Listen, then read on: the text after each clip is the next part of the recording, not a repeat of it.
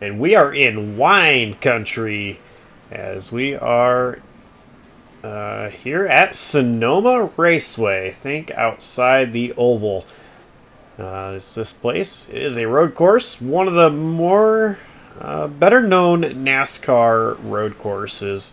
The 11 turn layout, some argue 12, but 11 turn layout here that the current NASCAR Cup Series stars go to is how tonight's Road and Plate Palm Rack Golf Series drivers will get around this place. And that being said, I'm Joshua Copnell. I'm joined by Jonathan Canfield.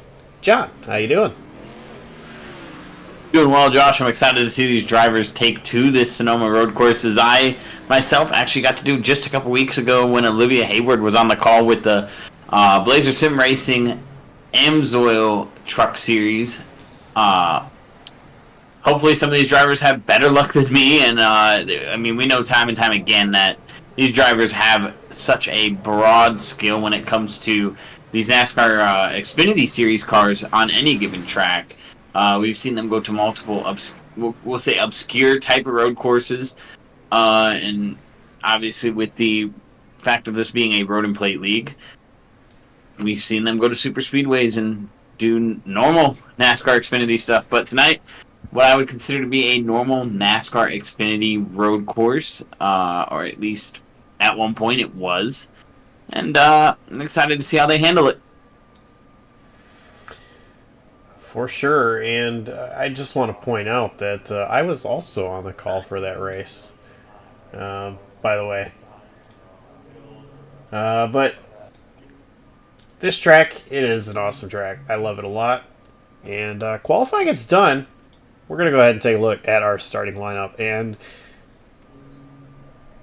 he must have got that time right at the line, John. James Moore starting on the pole. Dustin Bally starts second.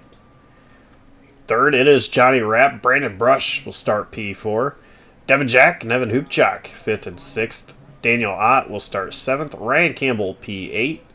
9th, it's Jay Bast and Chuck Labano will start 10th.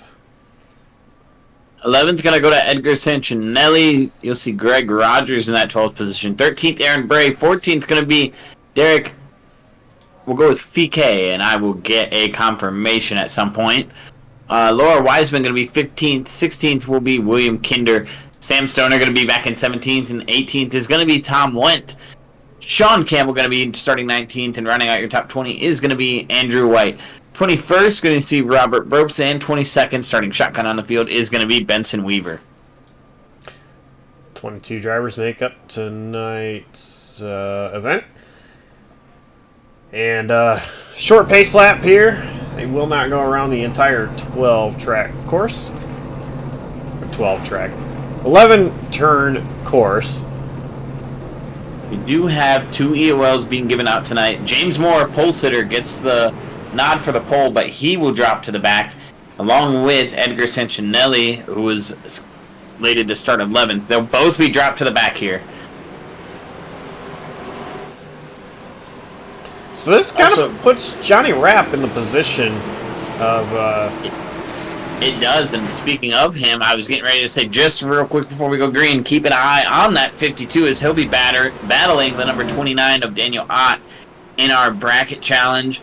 Our other battle with Jay Bass and Michael Chow will not be taking place tonight, as Michael Chow did not make the call. So Jay Bass already moved on, but the average between those two other drivers will be who takes home this bracket challenge tonight. Green flag is getting ready to wave. And it's out. We're underway here at Sonoma. Johnny Rapp does actually clear. I was getting ready to say almost clear, but does clear. Getting ready to go up the hill. More side by side there. That's going to be Devin Jack up and around the outside. Oh, he's trying. He's going to lock up inside Dustin Bally. That was a close one. Devin Jack now losing some positions, but still has a pretty good race car. And I saw in the back that was Samuel Stoner He's in the grass. Oh, as well as Benson Weaver. Benson Weaver's around.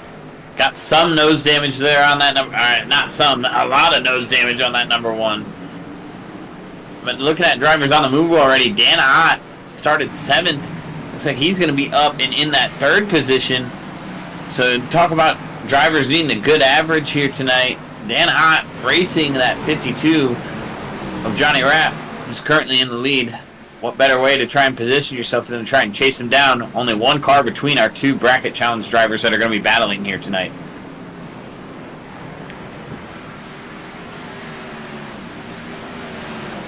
So lap 1 is complete here at Sonoma. It is Johnny Rapp who leads that first lap, and quite a gap between Rapp and Bali. Clean air, we talk about it at any track, but especially on road courses, it definitely seems to play a factor. Clean air, being out front by yourself, that's when you can run some of your best laps. And 2, we don't know how much Rapp is pushing. We know we're going to do half the distance thereabout of what our feature would be. Or not even thereabout, almost half. We'll do 15 minutes here, and then we do 35 minutes.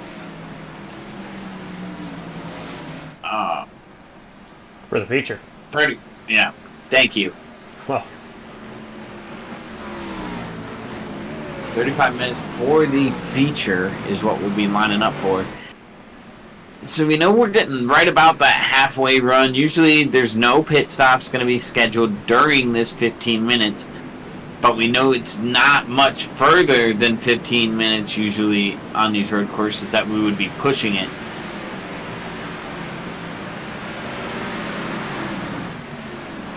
yeah.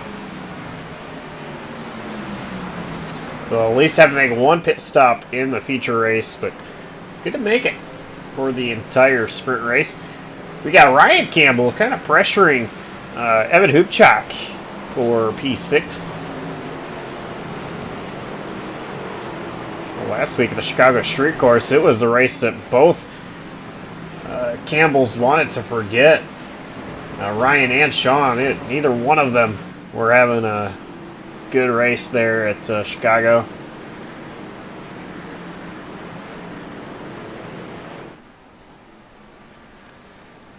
Campbell doing a great job so far. P7 just behind Hoopchak. P7 right behind Hoopchak as they negotiate the S's here, coming up towards that final turn, that hairpin turn. Notorious spot actually in most of modern NASCAR where you see someone kind of take a shot. We've seen the likes of Tony Stewart, Denny Hamlin have a good battle here, and that final corner was the difference maker that day. I believe this was also, correct me if I'm wrong, might have been the last known location of Tony Stewart's last win was that specific win, but I could be wrong. Yeah, in the NASCAR Cup Series 2016 Sonoma Raceway.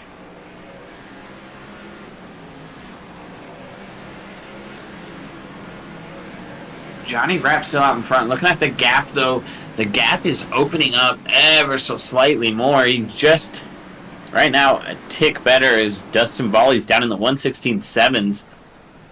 Rapp was able to put together a 1:16.4. And Dan Ott, slowest of the top 3 at a 1:17.1. But still right there with Dustin Balley. My skills wish they could touch those times.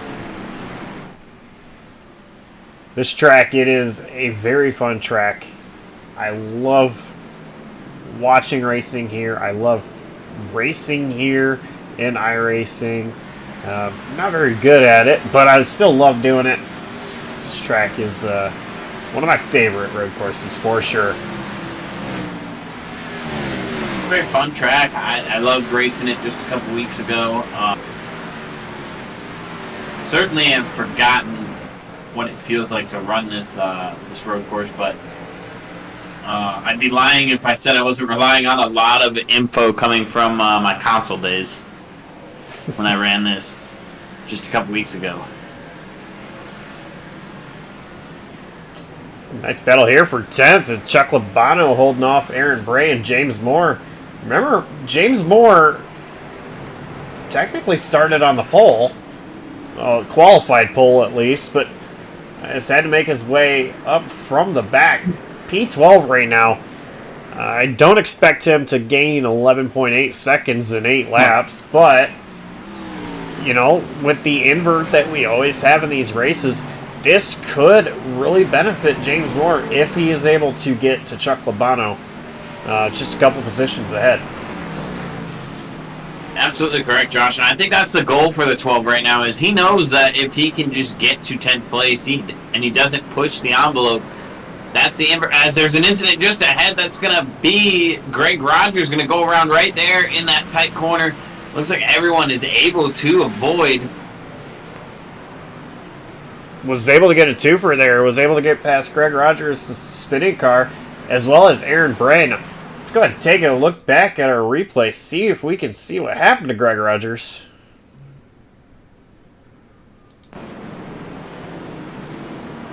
And he just locked up the tires, it looks like. Aaron Bray going wide to avoid Greg Rogers. And Bray definitely needed to go wide there as he was actually under attack from James Moore as they went in there. Neither driver expected to see that 21 car sitting sideways there at the apex, but 21 looks like he just overcooked it trying to get in. Probably knew just as much as everyone else did that the 12 was on the way, and everyone's trying to get all they can get on this racetrack, especially to not lose position. Looks like he just got in there a little hot. But now, we talked about it, James Moore possibly knowing that he can restart himself on the front row. How hard does he push here to get the spot from Labano? He's definitely faster. He's definitely closed the gap. He's right there. But do you force the issue here? Do you just realize, hey, I'm going to get the pole for the feature if I stay where I'm at?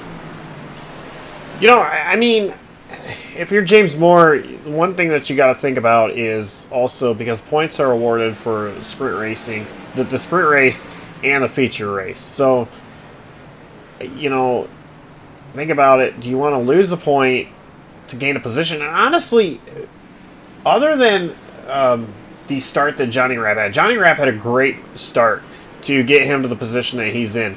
But I even think about just when the Blazer Sim Racing guys were here just a couple weeks ago. Michael Kruger, he's a name that races here. You guys might be familiar with. He started on the pole. He did not lead a single lap, but it's because the guy on the outside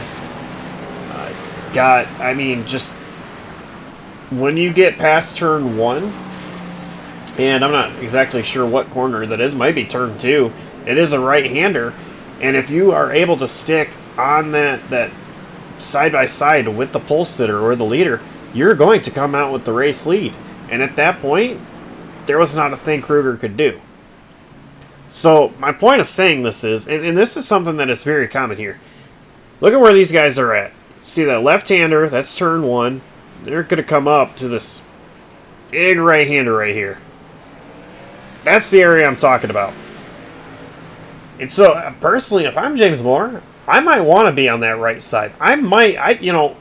Despite the fact of an extra point, or for gaining the position, getting 9th place, I might actually prefer to start in that second position.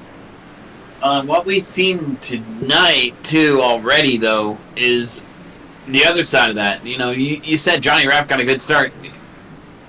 Johnny Rapp did get a good start. Johnny Rapp went on green, though. That is the rule of this league. Johnny Rapp did not have control. So, as much as I want to say Johnny Rapp got a good start, I want to say that Dustin Volley might have been caught sleeping a little bit, too. Because Johnny Rapp was able to clear going up the hill. Volley was actually under attack heading up the hill. Yeah, and that is common for race starts. It is on green. And so, I think it could have been a case of being caught sleeping there. But Rapp being the control car in that situation anyway. He was on it. He was ready for it. And he's got a 3-second lead with just over 4 minutes left in this sprint race.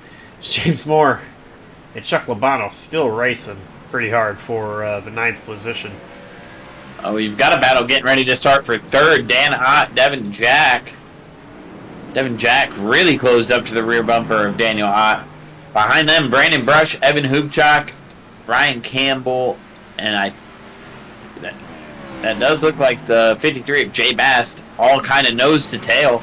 So right there from about 3rd back to 8th, you got a nice little group of cars that are all kind of nose to tail. Jay Bast a little bit further back to be considered nose to tail, so I'd go Ryan Campbell about 3rd to 7th, but still really tight-knit group of cars here as they go down into this really, really tight hairpin style turn, and Hubchak actually making a look there on the 41 of Brush.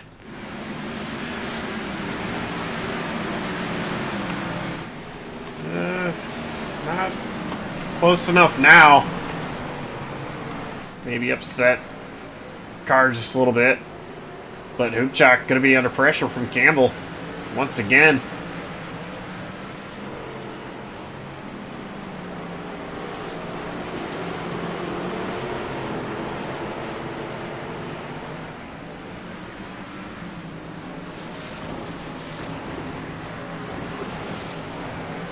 Chuck Labano and James Moore are still going at it. Still nose tail for that 9th position.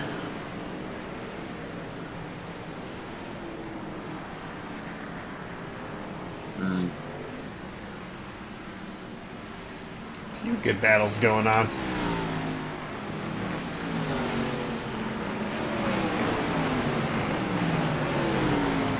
Johnny Rapp going to bring it down into the final corner and get that hairpin clean. No mistakes out of the 52. Very impressed with the run he's having here.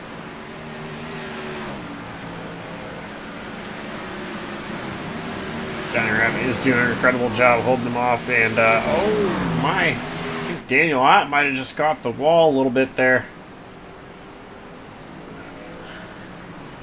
And side by side with Devin Jack, this kind of upsets the Got run. a lap car just ahead of this group in Benson Weaver, who's always off to the left there on the grass. I think he's just going to settle to keep it over there. Good on Benson to keep it out of their way. Let these guys battle it out. Dan Ott drops position. Devin Jack there in that exchange. And I believe we're coming down to the final set of S's here with Johnny Rapp. There will be one lap to go at the start-finish line. The timer is under 1:18. It's actually at, well, 1 minute on the dot. So,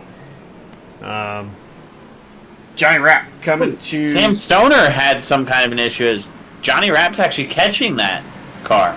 Looked like Sam Stoner was just stopped in the final corner.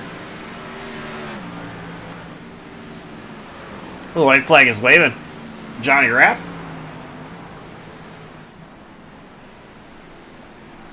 Oh, Sam Stoner not stopped in the corner, but just really wide there.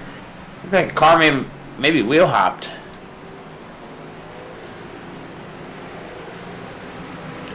Go back and look at the battle here. Brush, Hubchak, Campbell, and Bast. All nose to tail.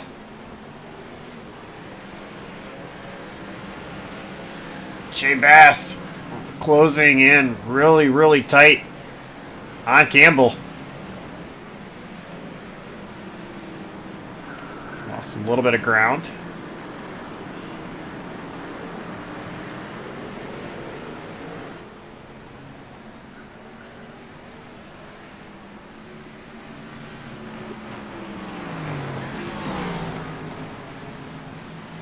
Getting ready to come up to the final hairpin corner for Johnny Rapp.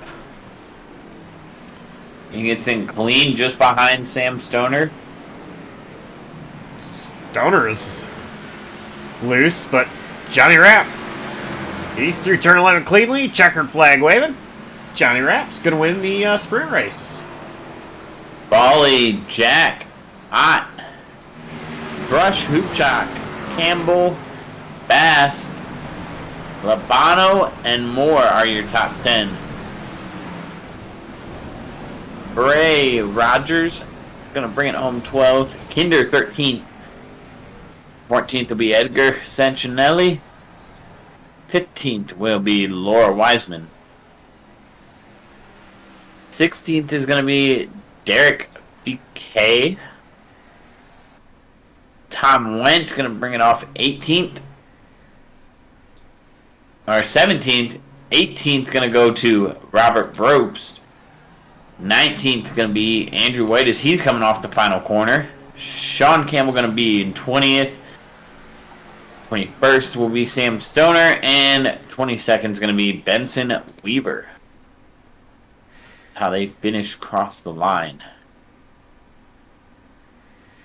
Well, hey, John. How about you dial up our sprint race winner, Johnny Rapp? Absolutely, I will. And Johnny Rapp able to go wire to wire there after an EOL from the active pole sitter who got the pole tonight. But you had speed. I noticed it in the open qualifying that you were right there with those boys. Able to bring it home there, go wire to wire. How does that feel to go wire to wire, and where do you set up for this feature? Well, it feels pretty good. I don't know. I guess maybe I'm good here. I don't know. But I was kind of just on cruise control there. But definitely got my work cut out for me here in the feature, starting from 10th. And there's not a lot of passing opportunities here at this track. So it's going to be interesting. You're one of the few drivers to going into tonight. You were still in that bracket challenge, and as fate would have it, you are actually the only battle on track tonight with Dan Ott. Did you know he was in third? Did you feel any other pressure there? And what do you got to do here to get that average better for you to be able to keep Dan Ott at bay? Well, I don't pay too much mind to the bracket. I actually thought I was eliminated last week, and yeah, I wasn't paying attention to the rules. So, but yeah, hey, I mean that's something to kind of go for, and I mean he's going to have a little bit better starting position than me. But overall, hey, I'd rather win the race, and then you don't have to worry about all that. We certainly look forward to seeing if you can double it down here and get to the front here in the feature. Good luck to you, and last thing we will let you do before we let you go back to your team call is sponsor shoutouts. Who gets it done for that 52 machine? Well, you guys for putting on the show here. I always I like to go back and watch it and see when I wreck or whatever, right? But Dustin for putting on the league here. Palm Rack Golf with Evan, and shout out to Stoner and Robert and James, Benson, Devin, all those guys that are hanging out in the general chat, racing with us, and everybody shows up. It's good. It's a good show, and hopefully this is a fun feature. All right, and that is your sprint race winner, Johnny Rapp.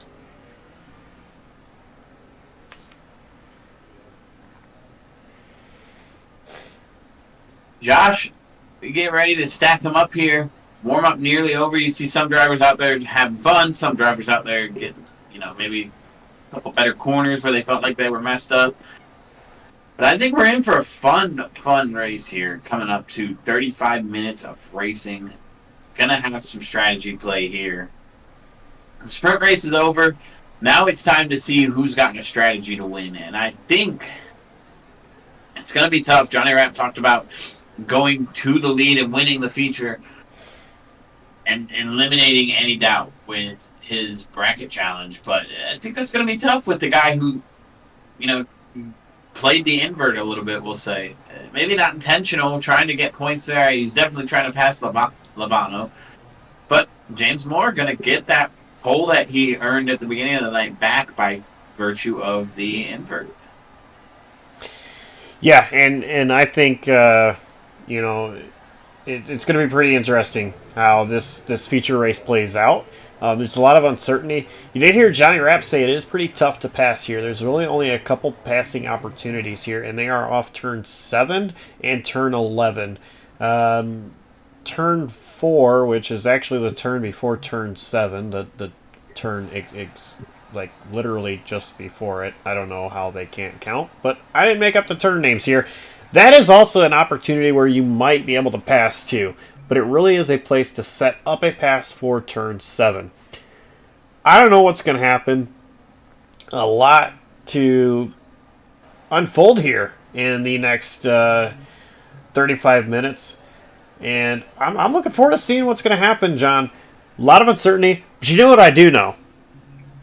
I do know that life's really not that complicated, and neither should it be when searching for golf clothes that fit your lifestyle. Palm Rat Golf is designed to allow you to move seamlessly from the office to the fairway to hanging with friends and family. Visit palmratgolf.com today to browse their collection of fine golf apparel, including polos, pullovers, pants, and more. That is palmratgolf.com. The cars are on the grid for the feature race. And actually, pace car is rolling. John, we didn't get to it for the sprint race, but we've seen a little bit. Who's your pick to win for the feature? I am actually going to take a different pick than I normally would. There's some obvious picks here, but I feel like not very talked about was Devin Jack there in that sprint race. I feel like he had a lot of speed. I feel like he showed some speed, and I think I got to take him here. I think he's got the aggressiveness there to get to the front, and aggressiveness is going to help you make passes or make mistakes. We'll see which one he gets. I'm going with Chuck Labano. He won earlier in the season. I think that took a lot of weight off his shoulders of getting a win. You know, and could be number 2 here tonight. Pretty much as fast as the first one, or well, shortly after the first one came. Pace car is in, green flag is out. We're underway here, the feature at Sonoma.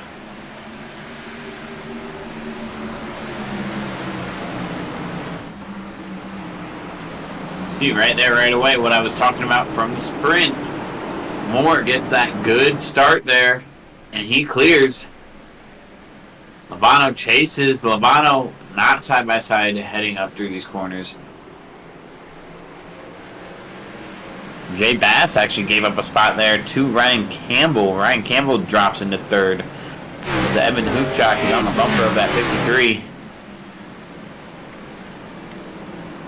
Side by Here comes side. Dan Ott to the outside. Yeah, I was going to say side by side, Brush and Ott. You really don't want to be side by side through the S's. That is not a very good place to be side by side at. They get it sorted. Brush powers ahead of Ott. So they quickly got that one solved.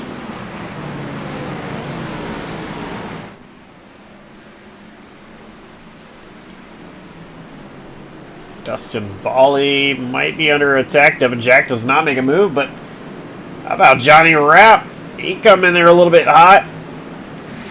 Gave up some time to... Oh, we got trouble in the back, though. Robert Brobst. And there was one other, I believe it was Derek. It's going to be Derek VK. Yeah. Take a look back at the replay there.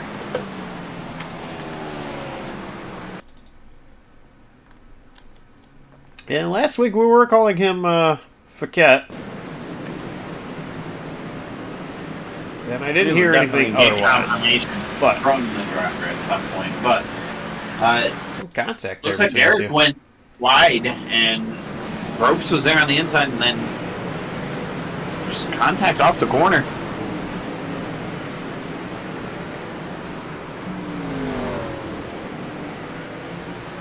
Well, drivers able to turn their cars to the left, get back going.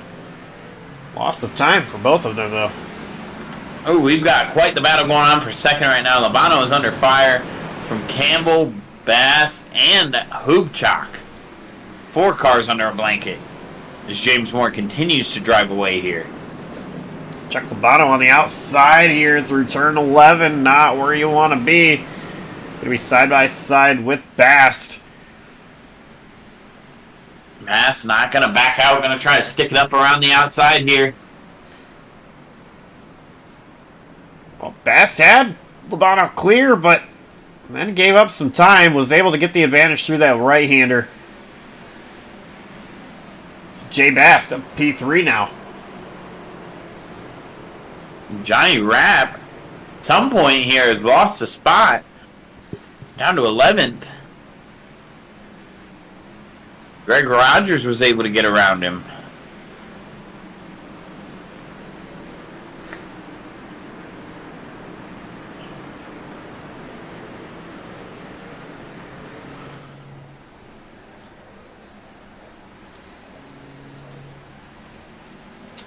Got a battle between Ott, Bolly, Devin Jack.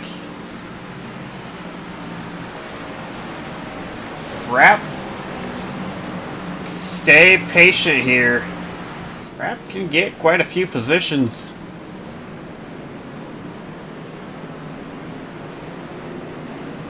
Greg Rogers looked like he wanted to try to make a move on Devin Jack, just wasn't able to do so.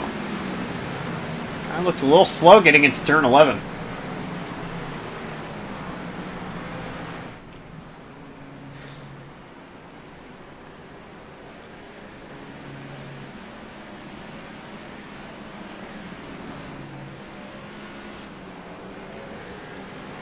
But you know, we're kind of seeing the same thing here in the feature that we saw in the sprint, and that is the guy that started in that first spot has a pretty significant distance between himself and second place. Meanwhile, second on back is really grouped up. Campbell actually does have a gap between himself and Bast. And even Bast, I would say, has a gap to Labano. That's comfortable enough.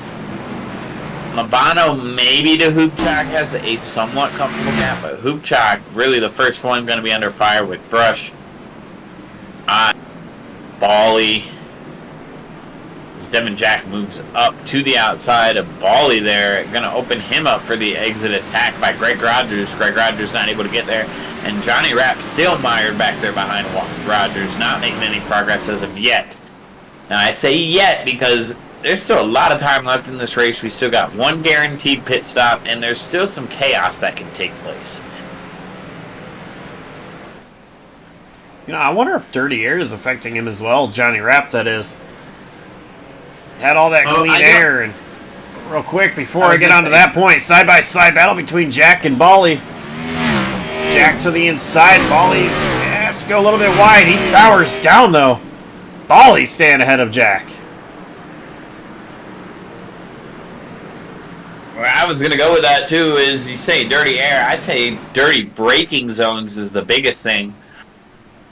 When you come to a track like this where braking can be such a crucial point, and you talk about your passing zones, everyone has a different brake point that they're going to hit the brakes at, and I think that could be affecting Johnny Rapp, too. Having to adjust his braking zone based on the driver ahead. Let's take a lap with Johnny Rapp.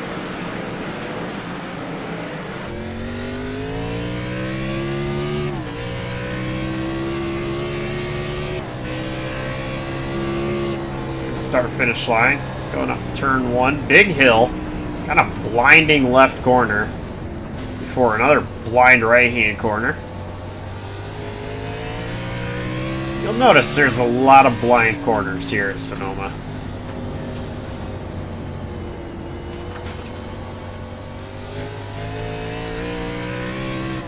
Right-hander here, Johnny Rapp's going to is 4A. And coming up to turn 7. Where 5 and 6 are, I have no idea. Now down through the S's for Johnny Rapp.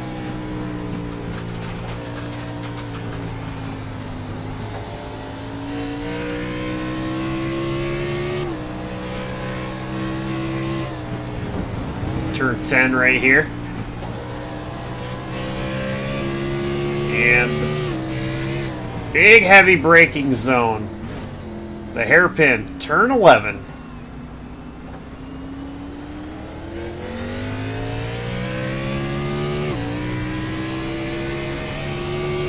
That is a lap around the track with Johnny Rapp.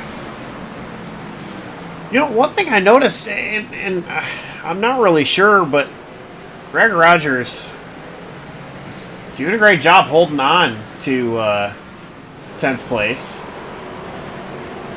It just looks like he might not be too comfortable in that car, and I wonder if Johnny Rapp notices that, and it might be a little bit hard for him to pressure Rogers. That, and I'm noticing at least one corner in particular that he's changed from this race to the feature, or from this race to the sprint race, I mean. In the sprint race, and you'll see it here if you're watching him when we get down to the final corner. In the sprint race, he would enter low, track a little wide center on that hairpin, kind of open up the apex, and drive it back down late apex the corner and get a huge runoff. And it looks like here he's kind of doing a little bit less of that. Oh, as he misses it there. But I noticed last time by, he was just hugging the curb like everyone else likes to do. I think he was faster when he would open up that apex a little bit and kind of diamond it off. Break the corner up into 3 sections. So Greg Rogers actually was able to get past Devin Jack there through turn 11. Rogers, I think, he slid a ton, and I wonder if Johnny Rapp saw that, and that kind of made him react, and that was what you saw there for Johnny Rapp sliding, or getting wide there. I wonder if that might have started just as a reaction move from just ahead of him. Very well could have been, and that's the one thing as a driver, at least with my personal experiences on road courses, I try not to do. I try not to drive out my windshield too much. I try to just focus on me and my marks, because if I worry too much about what's ahead of me, then I'm going to make mistakes. As you see Johnny Rapp just struggling back there again. He got up on the curb and that sent his car wide, almost off into the dirt. Speaking of in the dirt, Dustin Bally was. Greg Rogers going to take a peek to the inside of Bally. Bally goes super wide here in turn 11. Rogers showing that aggression, getting through. I do believe that track time pays dividends, and Greg Rogers was one of the last drivers to get loaded in and make a lap in qualifying. So he did not have a ton of track time, and it's showing now as he gets more and more track time what you can figure out over time.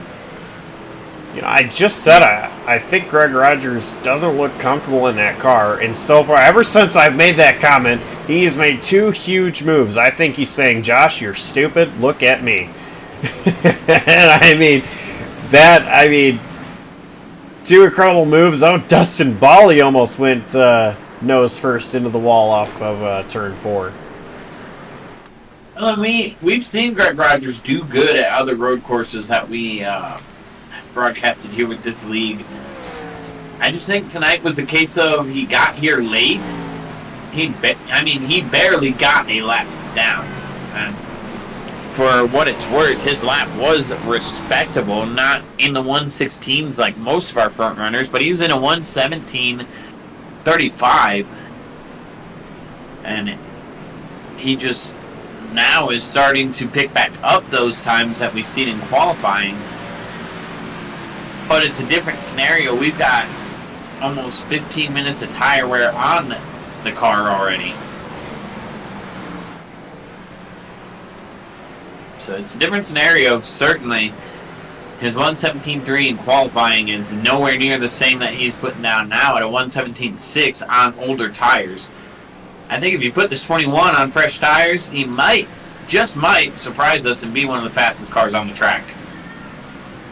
It's very possible, but one thing I wonder, John, we see a lot of times these drivers don't take tires in these races. So, I mean, you know, right now, this track compared to last week, I know you weren't here last week, but for viewers watching at home, if you watched last week, the Chicago Street Course, totally different scenario, I think. I mean, this track is not like a Chicago Street Course. This is not a street course, so there's not the wear and tear from the constant everyday street traffic, on the surface. Not to say that track doesn't have some wear and tear on it. It does. I'm not sure when this track was last repaved, but, you know, regardless, this track, it still can hurt your tires. I don't think the tires are going to be as important this week as they were last week, though. It may not be, and I'm looking at the weather stats we got right now. It is partly cloudy, 65 degrees in sim, 67 degrees on the track. Got a north wind at 2 miles an hour.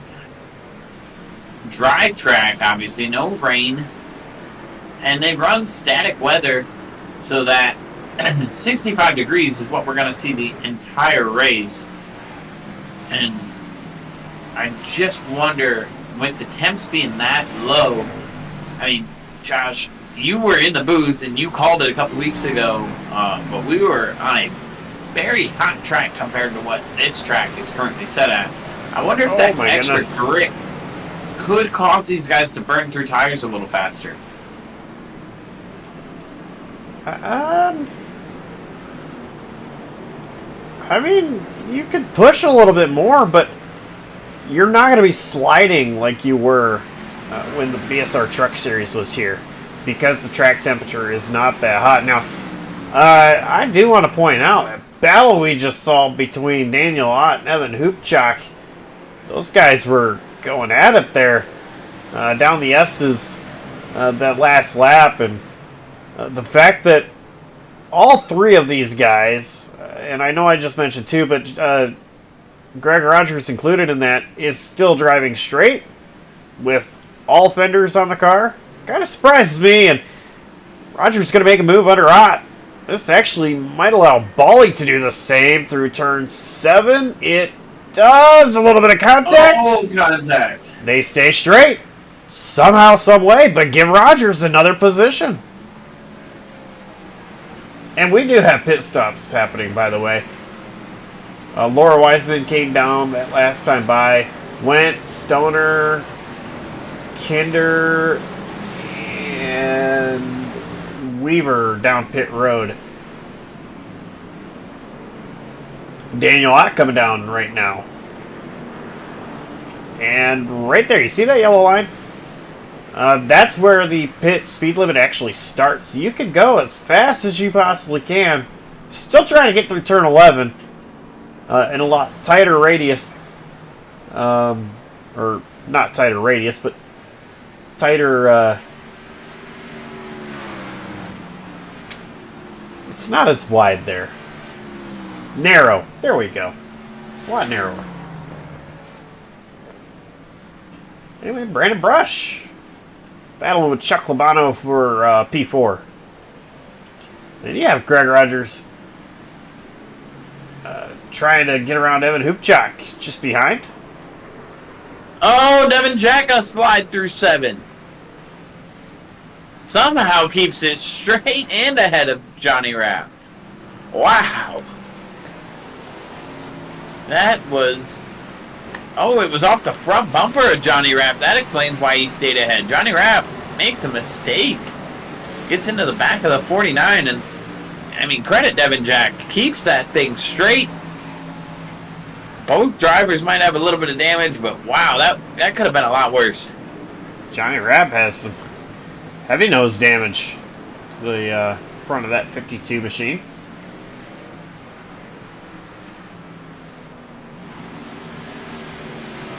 Everybody's staying out this time by. I'm going to go back to this battle, though, between Rogers and Hoopchak. It looks like Brush was able to get around Labano for P4.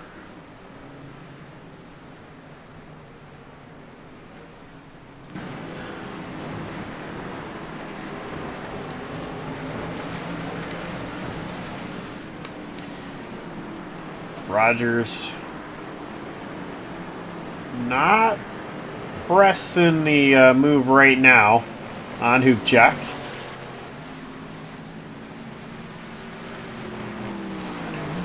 Robert Brobst makes his way down pit road.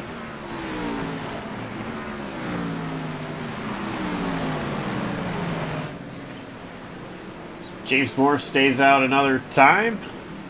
Ryan Campbell Jay Bast.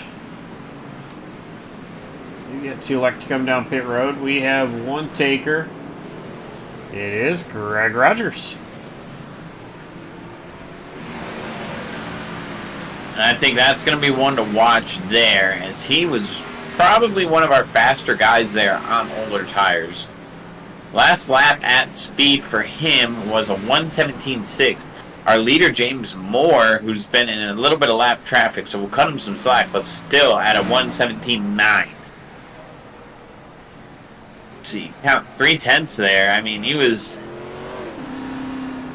quite a ways back. But still a lot of time here. So Greg Rogers, it was fuel only for that 21 machine. I see fuel only from Rogers, stop. Daniel Ott, Laura Wiseman, Tom Wendt. All those guys seem like they have taken just fuel only.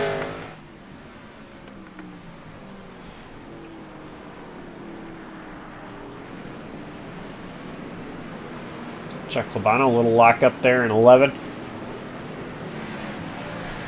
Devin Jack gonna opt to come down for his service. Edgar Sancinelli gonna come in.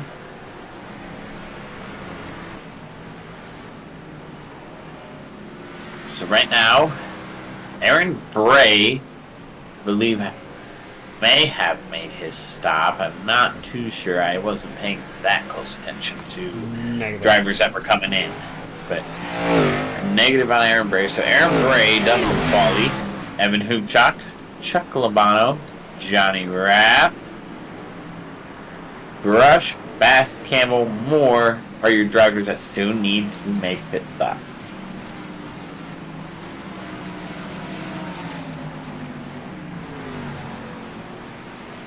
So first through ninth, as well as I'm showing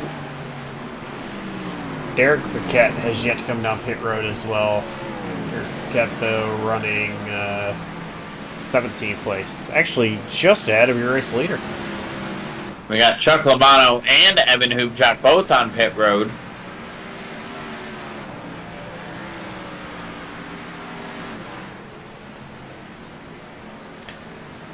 Greg Rogers has caught up to Daniel Ott.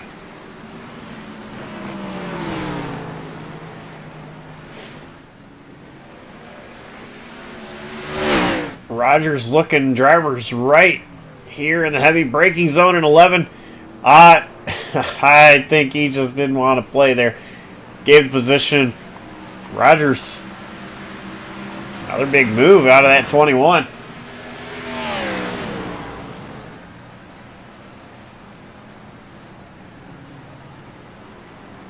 And is gonna come out just ahead of Evan Hubchak. Or Evan Hubchak gonna come out just behind Rogers, rather. As Hubchak was in pit road right there. Chuck Labano, however, is ahead of Greg Rogers.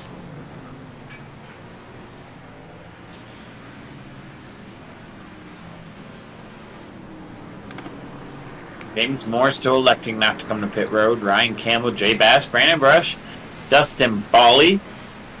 Johnny Rapp gonna bring it in for service.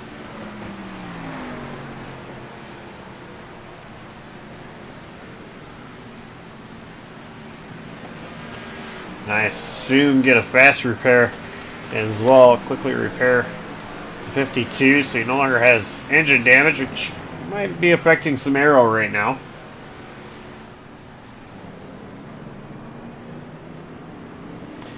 Chuck Labano, super wide on the exit of 11.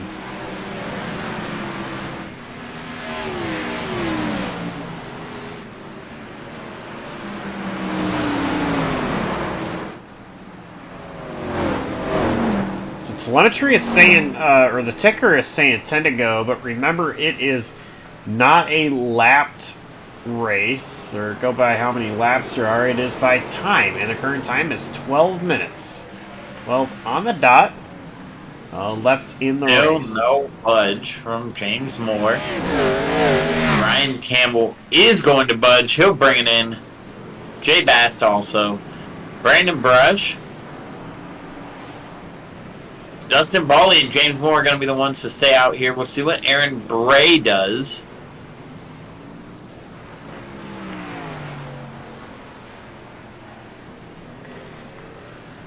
Three of your top 5 have come down on that cycle. Aaron Bray going to elect to stay out.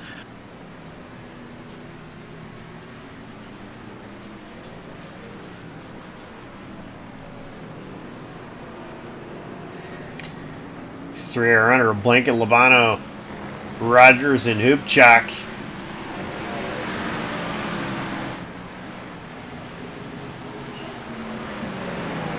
All 3 of them are going to get ahead of Brush.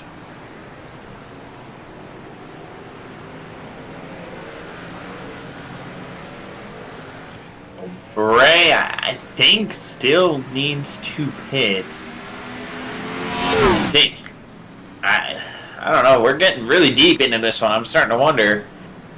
Fuel strategy, maybe. Race leader James Moore are in pit road. As I said, James Moore pulls himself in. We'll see if Bawley follows. Bawley does follow.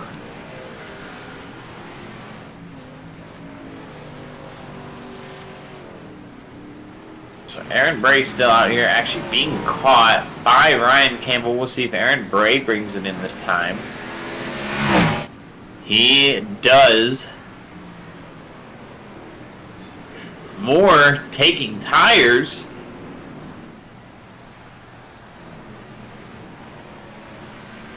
Bawley just now into his box. That could be a huge pass for the lead happening. Ryan Campbell. Going to get, but how quick is Moore going to be on those tires? That's a big wrench in the picture right there. Well,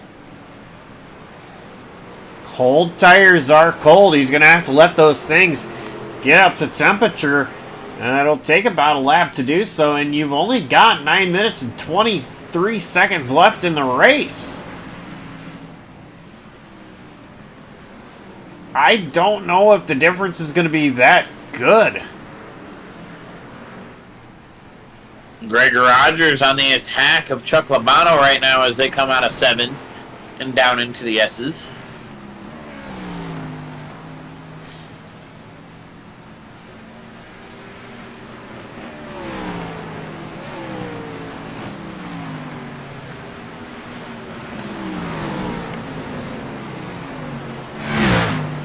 Rogers is there. He might make a move. He's peeking. Side by side in 11. Rogers sliding a little bit, sliding a lot. Evan Hoopchak gets in there. Able to save it. They all stay side by side.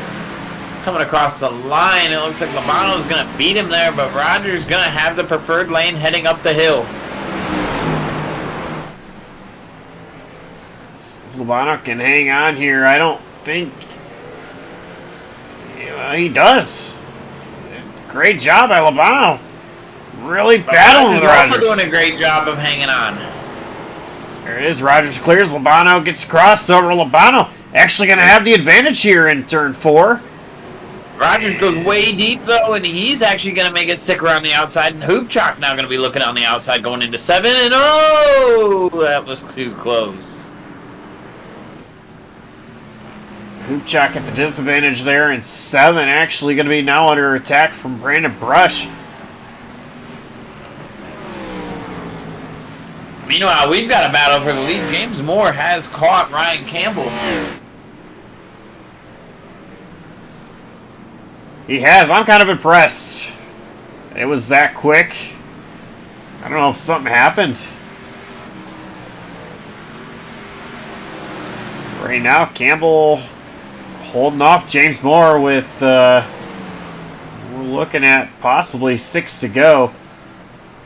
I'll tell you why James Moore caught so quickly. We're talking 0.8 of a second faster last lap. closed up almost over a second in a lap. Campbell is Talk not about going to make it easy. not going to make it easy, but I don't know if there's any defense that he has. James Moore, just fresh tires there, going to have the advantage. Cold tires are cold, but those things came up to heat, seems really quickly, and I think there's much you can do with a driver that can put a lap down like James Moore has tonight on fresh tires.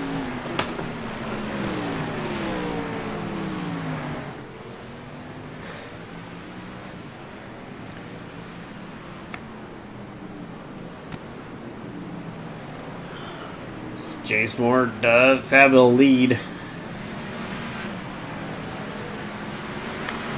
And he's the only one with 4 fresh tires. Until you look at Johnny Rapp all the way back in 10th place.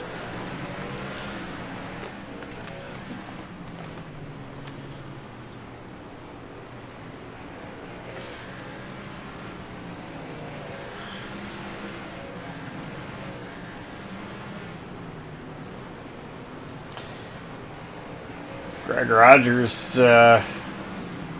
mentioned P4 for getting around Labano.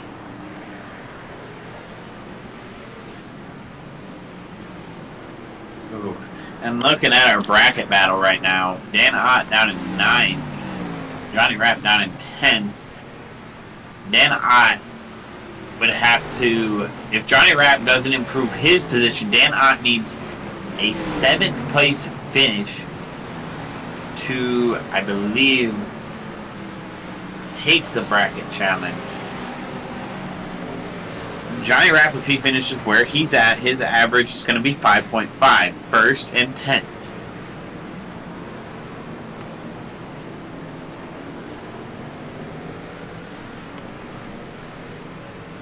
Side-by-side battle between Labano and Hoopchak. So if Ott finishes, I'm doing math on the fly here. If Ott finishes 7th, he would tie Rapp. So a 6th place finish or better for Ott right now, with Rapp running 10th, is what Dan Ott needs to do. Now Rapp, he doesn't need to do anything except for leave the ball in Dan Ott's court. He did his job by winning the sprint race. But your two drivers that are battling for that bracket challenge are a position apart on the speedway, not nose to tail. As you mentioned, Rapp having fresher tires, but they are on similar straightaways right now. But looking at it, Ott's got everything he needs right in front of him. He's got Bali right there. He's got Brush, Labano, Hoopchak. Those are all positions that can improve his standing in this bracket. He just needs to find a way to squeeze a little bit more out of the car as we're in the closing stages here. 3.5 minutes to go for more. Bali was in the grass there. Brush trying to be side by side with Labano, who locks up. Is Labano going to lose the position?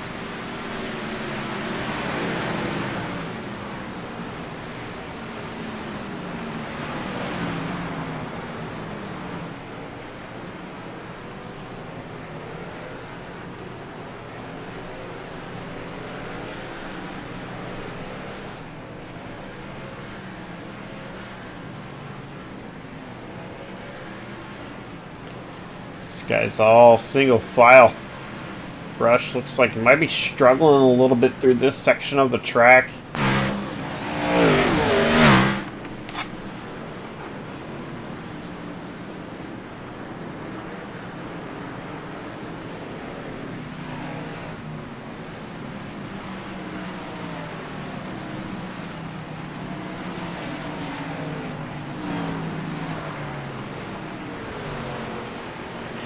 Bali's pressuring Labano.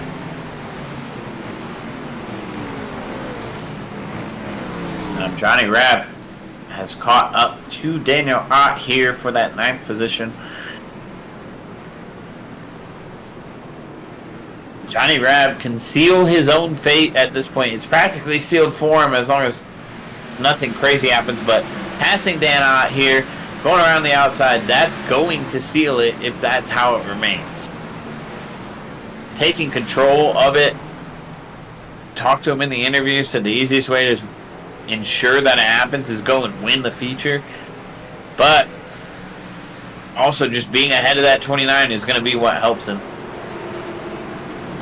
I want to point out once again, the ticker says 3 to go, but that's not the case. We're currently sitting at 2 to go with the timer now at 1:22. It took last time by about 1:17 for the leader to get by, so not enough time to complete 3 at this point.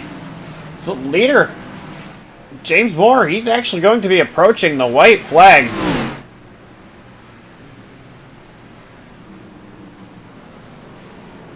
So he gets through turn 11. Under a minute left on the timer. So this will be the white flag right here. Ticker will still have a close enough battle for second place. Not close right now, but it was close coming into the final turn. And that's where it really counts around here. Jay Bass done a great job here, actually closing up to the rear bumper of Ryan Campbell. Looks like he's taking better care of his tires here in the late going. Ryan Campbell just trying to hang on. He's down in the 118 brackets currently with his tires, but Jay Bass running a 117.5. Jay Bass is the faster car currently. And at this rate, you just got to get it through turn 7 and stay enough ahead all the way down turn 11 if you're Campbell. You can see Tom Wendt moving out of the way there, but just bad timing there. Jay Bass caught him at a bad time and kind of upset his S's there. And you see Campbell just stretching that thing out. I think that might have been all she wrote there for Jay Bass. Nothing Tom Wendt could have done there. He tried to stay out of the way. Jay Bass just catches that lap car in a bad time. Coming up turn 11, James Moore. He just needs one more perfect corner. And he's going to get it. James Moore on the front straightaway, checkered flag waving. It's James Moore with the race victory here at Sonoma. You can see Ryan Campbell actually going to go straight on there. A lot of drivers going straight on. Celebratory flying cars. James Moore not included in those.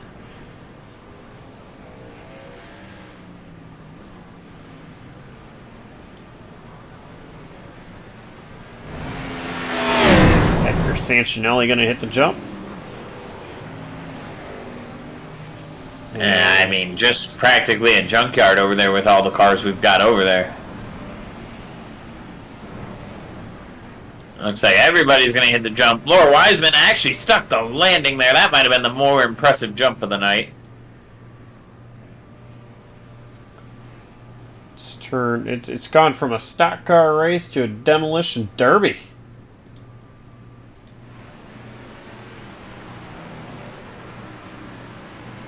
James Moore bringing it around the final corner again. He's going to come to the front straightaway and burn it down.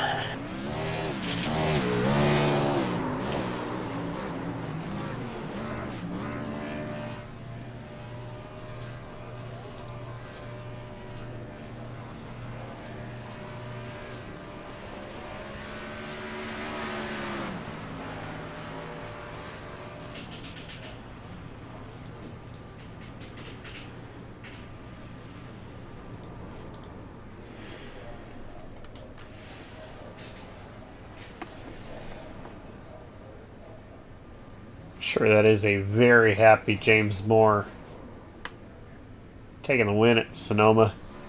It always seems like Moore, he's so fast everywhere we go, John. But I don't know, just things out of his control always seem to get in the way, or even some mistakes of his own always seem to get in the way. Tonight, he was able to capitalize. He certainly was, and you got to remember how his night started. It seemed like a mistake was going to almost, for sure, seal his fate before it even got started with that EOL. Does take the pole, but immediately to the back, but able to put together just a clean and smart race to get to 10th and take advantage of the invert and start on pole here for the feature. Great work by James Moore. Glad to see him get it done and not have something goofy take him out of it. Let's go ahead and take a look at our unofficial race results. And James Moore is the name up top. Ryan Campbell is able to hold on for second place. J Bass P3. Greg Rogers finished fourth. He was having himself a pretty good night there after I said that he didn't look too comfortable out there. So Greg Rogers proved me wrong. Came away with a pretty good finish, too. Evan Hoopjock, P5. Brandon Brush, 6th. Chuck Labano, 7th. Dustin Bally, 8th. Johnny Rapp, 9th. And Daniel Ott finished in 10th. 11th going to be Devin Jack. 12th, you'll see Edgar Santinelli. 13th, Aaron Bray. 14th, Laura Wiseman. 15th, going to go to William Kinder. 16th, going to be Sam Stoner. 17th, and first car one lap down is going to be Tom Went. 18th, Andrew White. 19th, Robert Ropes. Rounding out the top 20 is going to be Derek. I say FK, you say Fiquette. We will figure out which one it is. 21st is going to be Sean Campbell, and 22nd, after parking it 17 laps early, is going to be Benson Weaver. And before we get to our interviews, John, I just want to make sure you know, I know our fans know, but I want to make sure you know that life's really not that complicated, and neither should it be when searching for golf clothes that fit your lifestyle. Palm Golf is designed to allow you to move seamlessly from the office to the fairway to even hanging with friends and family. Visit palmratgolf.com today to browse their fine collection of golf apparel, including polos, pullovers, pants, and more. And that is palmratgolf.com. Let's go ahead and talk to our top three now, and we're going to start with Jay Bast. And AJ Bast, third place finish out there for you. What was it like for you? Yes, sirree. Super happy with that one. Shout out to James and Ryan for an awesome run. That I just learned that James actually took all 4 tires and just kind of drove away from us. Still came out of the pits ahead of me and drove away from us. So, that was an amazing drive. But yeah, super happy to hang on to it. Ryan did an awesome job. I'm happy to make a good showing for the Frito Sport guys and Itty Bit Better. And yeah, that was just super good. Now, I don't really know a lot of drivers' backgrounds as far as how you guys are going from the difference of, the oval to the road courses, much, kind of what your experience is outside of the road and plate. So when you see a track like Sonoma on the schedule, a track that any NASCAR fan is familiar with, as this is one of the main road courses that they come to. What is it like going through your mind when you see Sonoma on the schedule as opposed to another track that you might have to be learning? Yeah, I'm mostly a road guy. I came from the American Muscle Series, the Mustang FR500 League. So I'm super. I know how to turn right.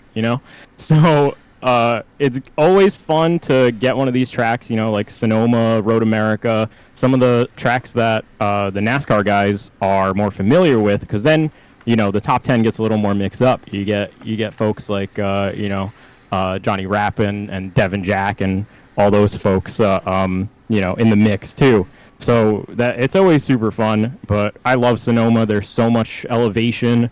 These curbs are just deadly everywhere. It just kicks the entire car up in the air. So you got to be super precise. There's no margin for error. If you don't hit a curb, you're going to be in the grass, and it's a lot of fun, And this race flew by. Like, we were just locked in. That was full concentration. I'm so tired right now. And yeah, just all the props to Ryan and James for being able to take home that 1 and 2, and awesome first win for James too. Yeah. So another question I have is, we've been watching the bracket kind of unfold since since Talladega just a few weeks ago.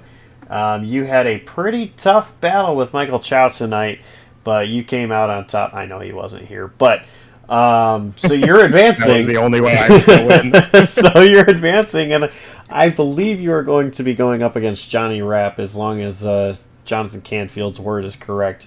So what's going through your mind as you head to Daytona, another wild card with a chance to win the bracket challenge? Johnny, I love you, but I'm sorry, I'm in kill mode for Daytona, man. I narrowly missed out on the bracket last season to Sam Stoner, who has not let me live it down. So this season I'm out for blood. I want that bracket challenge. That sounds good. And before we let you step away, sponsor shout outs. Who gets it done for you? First and foremost, jump onto the Twitch stream, twitch.tv/JBassBlast. Check out the sweaty POV of all these road and plate races. Super huge shout out to ittybitbetter, ittybitbetter.com, and TW3 Liveries, our good friend Tom Wendt, making half of the paints in this league. He does an awesome job. A lot of awesome classic throwbacks and even some newer modern stuff too. He does a great job. TW3 Liveries and Frito Sport. Ed Sancinelli does an awesome job just curating such a great group of drivers. Everybody's out here to support everybody, and we're all getting better together. And it's so much fun. So all those Frito Sport guys, Ed, Chuck, Tom, I don't know who I'm forgetting, but I love everybody in this league. Shout out to Dustin for putting the whole thing together, and shout out to you guys for putting on an awesome show every week as well. All right, well, you go celebrate that third place finish, and we'll see you next week at Daytona. Thanks, guys. That was Jay Bass, your third place finisher here tonight in the Road Plate Palmerack Golf Series. John, I believe you have Ryan Campbell, our second place finisher. Oh, indeed, I do. And Ryan Campbell, you started fourth there in that feature. You got up to second. Looks like you played some strategy there. I don't think you expected James Moore to be on 4 tires, but for a minute there you had the lead, and you looked like if James Moore didn't get his tires under him, you had the chance to win this race. Was there anything you could have done differently, or did the strategy fall perfectly to get you to this P2? The strategy fell perfectly. I knew the only chance I had to get back at James was to take no tires, and it worked. And then I ran a little wide in one, and it was all over. So... Talk us through the entire race for you. We kept tabs on a lot of different stuff, so it was really fun to watch from up here and see the different battles that were taking place on track. The closing laps there, we noticed that Jay was actually closing down on you. At any point, did you think maybe you might slip to third there, or did you feel confident that you were going to be able to hold Jay off and keep that P2? I felt... Well, that track is very hard to pass on, so I felt pretty confident that I could at least fight him for it, because neither of us took tires. We were talking about it, so similar tire strategies. I thought I had a good chance of keeping second. We've got one race left this season. Of course, it wraps up in no better place than Daytona. Are we going to see you next week? Do we have any anticipations or anything we should expect? And what's your mindset looking like going into next week? Just full send. I'm going to be there. It's going to be fun. Final race of the season's always fun, so let's just make the most of it. All right, last thing before we let you go celebrate a P2 finish. Who helps get it done behind the machine of that number 18? Who? Well, I mean, sorry, I'm confused. Shout out sponsors. Who helps get it done? Oh, shout outs. Oh, well, it's got to be the Frito Sport crew. I mean, they're great. Running with them and everything, I would not be as fast as I am, without their help. So they're a great crew to run with. And of course, Tom Wendt for making my paint. It's a great looking car. All right. Well, we are going to let you go celebrate that P2 finish. Again, congrats on P2, and we will see you next week. Thank you. That was our second place finisher, Ryan Campbell and Josh. I believe Jay Bass let something slip for us, but I believe you've got a first-time winner, James Moore. Yeah, James Moore. It's been pretty interesting calling these races, seeing you up front in a lot of them, and just now, finally calling you a race winner. How does that feel? I cannot begin to describe how good it feels to finally have something go right. I mean, last week at Chicago, I disconnected twice and I got spun twice. And then to come back this week and put it on pole, take the EOL for the heat, come back to 10th, put it on pole for the feature, and to win like that, I mean, that's poetry right there. It seems like it has been a long time coming for sure. And I mentioned it, it just seems like you've got the speed. You do. Week in and week out, you're always running up front. But there's just something that happens which takes you out of contention. Yeah. Tonight, It's either I miss something or I picked the wrong strategy call on pit road. Something has to go wrong. And it's just so good that I finally got it right. and I'm glad you mentioned about the strategy too. Last week, it was Olivia and I up in the booth, and I mentioned how Chicago Street Course is a track where I think you want to take tires, and Chow did not take tires and won the race. Here I'm telling John tonight, I think you don't want to take tires. You do take tires and win the race. I mean, this series here, I've noticed a lot of no tire calls in a lot of the races that we commentate here for the road courses. Was it always just on your mind that 4 tires was going to be what you were taking? No. I went into this race completely unsure of what I was going to do. And then once I started to build a gap, I'm like, if I get a 5-6 second gap, even if I take 4 tires, I'll be right behind them and I'll be able to run them down. But it was just trying to build that gap to Ryan. And then once I had enough of a gap, I actually thought I lost it when he pit a lap before me. And I did lose it. But I was able to come out just in front of Jay there. Really aggressively, might I add. I did not feel comfortable about that. I really thought he was going to shit me there into 2 for pulling out in front of him like that. But when I came out and I saw a second and a half, I was like, okay, let's just let these tires get up, and I can run this guy down. I can absolutely do it. And it worked out perfectly. Well, you'll be able to laugh at my commentary if you watch this back later and hear what I say when I really was convinced it was not going to work. Congrats on the race win. First one I heard for you. And sponsors, shout-outs, who gets it done for you? Man, it's me, myself, and I, and my fiance. Shout out my fiance, Sarah. We're getting married next month. We're going to go elope, do it at a courthouse. We're tired of not being married. Thank you to her for letting me have the time to do this stupid stuff on my computer every week. I love you. Other than that, it's just me putting in the effort, man, trying to find the time to do the practice and get this done. And it's finally paid off at a track that I really didn't think I would be very good at. All right, well, you go celebrate. Congrats on the win. And we'll see if you can do it again next week at Daytona.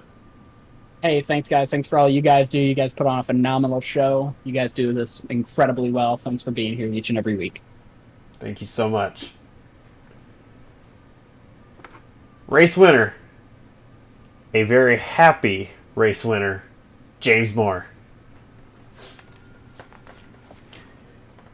John, that was a pretty good show. It was. It was very non-chaotic, which is interesting because we see these guys be so even on every single road course we've been to this season that we get used to seeing a little bit of chaos that comes with them being so even. Tonight, very, very clean. I'm not saying these drivers are dirty, but it's just they've been so close at so many races that normally we see a little bit of, somebody bumps somebody wrong, net code gets in the way. It's these kind of road courses too where it's tight and it's hard to avoid incident. Not that we avoided all incident tonight. We had our moments, but it was a very, very clean race, start to finish.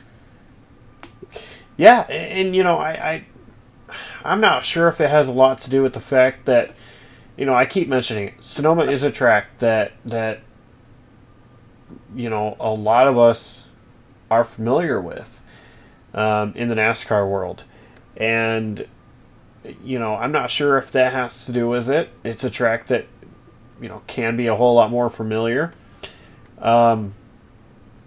These guys, they did a really great job tonight. The show was amazing.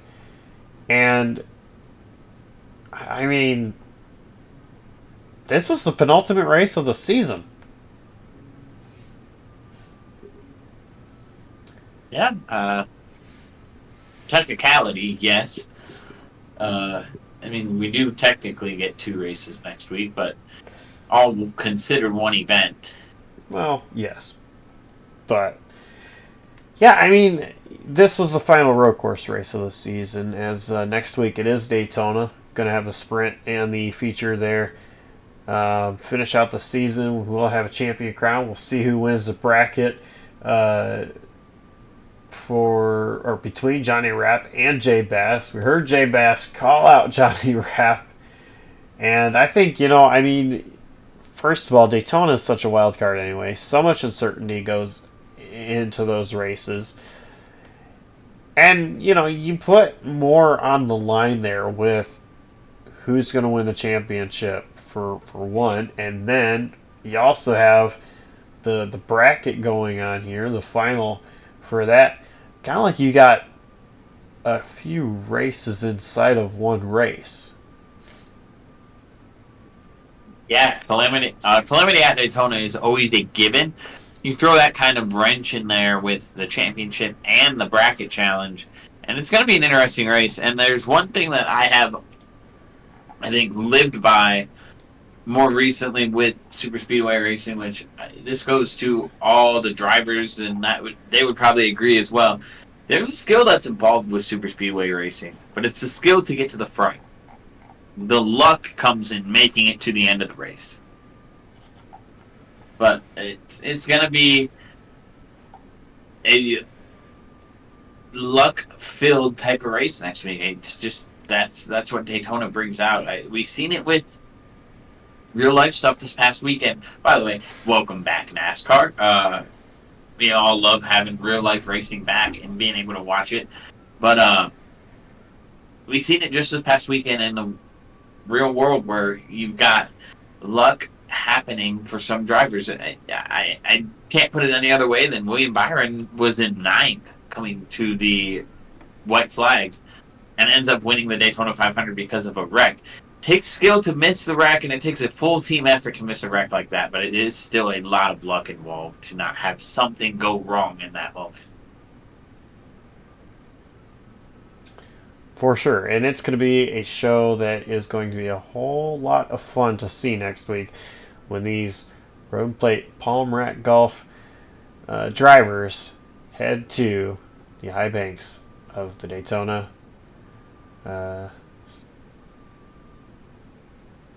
Speedway. I don't know where I was going with that. Anyway, I think this is a great time to end this here. Wrap it up before next week. And,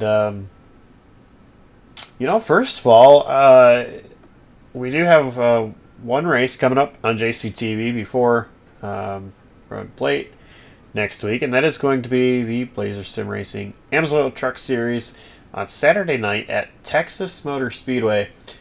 which should be a whole lot of fun. I'm looking to try to add on to my momentum from my 10th place finish at New Hampshire somehow, some way last week. That one should be a whole lot of fun to go to Texas.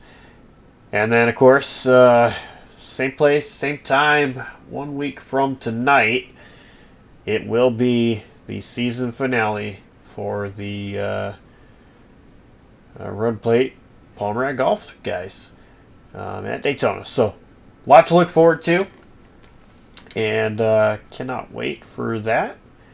But I want to say big thanks to all the drivers, the fans, and the admins. Without you guys, this would not be possible. And John, thank you for doing this as mostly every week. I know last week you wanted to spend some time with family, so you're allowed to do that from time to time. But thank you for spending a lot of Thursdays with me doing this, calling these races. And so yeah, on behalf of Jonathan Canfield and the entire outstanding crew right here at JCTV, signing off. I'm Joshua Cardinal, signing off, saying so long, stay safe, and we will see you next time.